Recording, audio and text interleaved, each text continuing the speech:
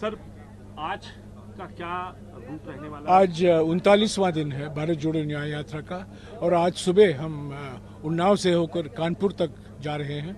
12 बजे तक public address होगा राहुल जी का उन्नाव में और आज दोपहर को भारत जोड़ो न्याय यात्रा नहीं होगा। कल 22 और परसों 23 विश्राम का दिन है।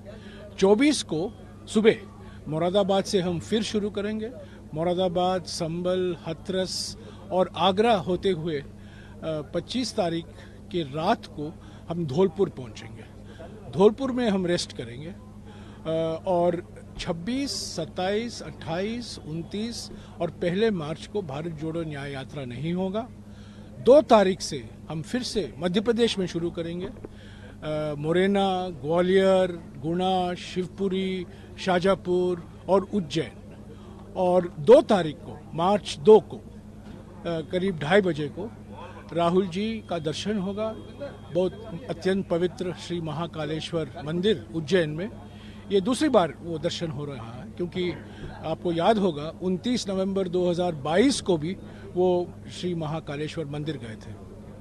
सर, इस दौरान इतने लंबे ब्रेक की नहीं, इसमें इस दौरान 26, 27, 28, 29 और 1 मार्च को भारत जोड़ो यात्रा को एक विश्राम दिया गया है। इसलिए क्योंकि दिल्ली में कई महत्वपूर्ण बैठकें हैं, चुनाव को लेकर राहुल जी का होना ज़रूरी है। और 27 और 28 को राहुल जी अपने जिस विश्वविद्यालय में वो पढ़े थे 30 साल पहले, कैम्ब्रिज यूनिवर्सिटी, वहाँ उनको 2 भाषण देने हैं छात्रों को। 27 को एक भाषण है, 28 को एक भाषण है। तो ये 2 भाषण लंबे समय से ये तय किया गया था, पिछले 1 साल पहले ये तय किया गया था, तो उनको वहाँ जाना ज़रूरी है 27 और 28 को।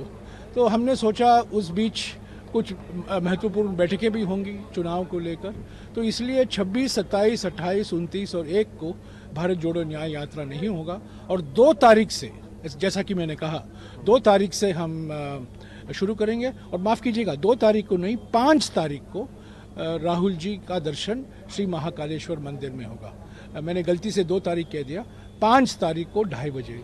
और ये पहले भारत जोड़ो यात्रा के समय उन्होंने 29 नवंबर 2022 को इसी पवित्र मंदिर में उनका दर्शन हुआ था।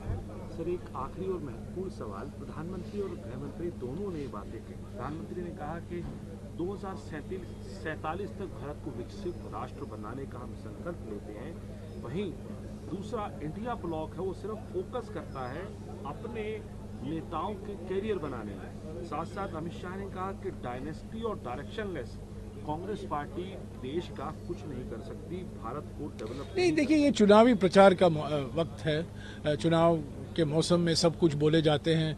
ऐसे तो आमतौर के तरीके से रोज प्रधानमंत्री और गृहमंत्री बेमतलब की बातें करते रहते हैं, बेबुनियादी इल्ज़ाम लगाते रहते हैं विपक्ष पार्टियों पर, खास तौर से कांग्रेस पार्टी पर और ख़ास तौर से कांग्रेस पार्टी के नेताओं पर।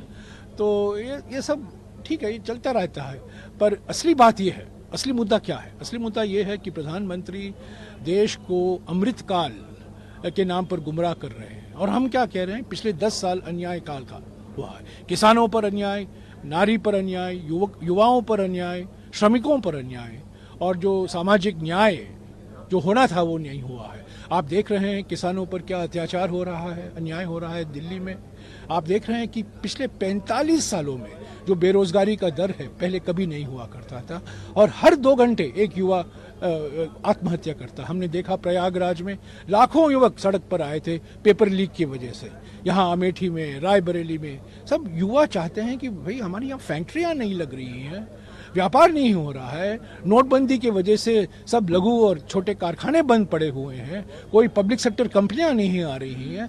इस हालात में प्रधानमंत्री को जो कुछ कहें वो खोखला होता है। तो मैं नहीं, ये तो चुनाव के लिए कह रहे हैं, चुनाव के लिए कह। पर देखिए, प्रधानमंत्री कहते हैं मोदी की गारंटी, पर जब मोदी की वारंटी खत्म होती है तो मोदी की गारंटी की क्या बात है? नमस्कार, मैं हूं मानक गुप्ता। अगर आपको हमारा ये वीडियो पसंद आया हो तो इसे लाइक और शेयर जरूर करें। और हां, हमें सब्सक्राइब और फॉलो करना ना भूलें ताकि आप देश और दुनिया की कोई खबर मिस ना करें। तो जुड़े रहिए हमारे साथ और देखते रहिए न्यूज़ 24।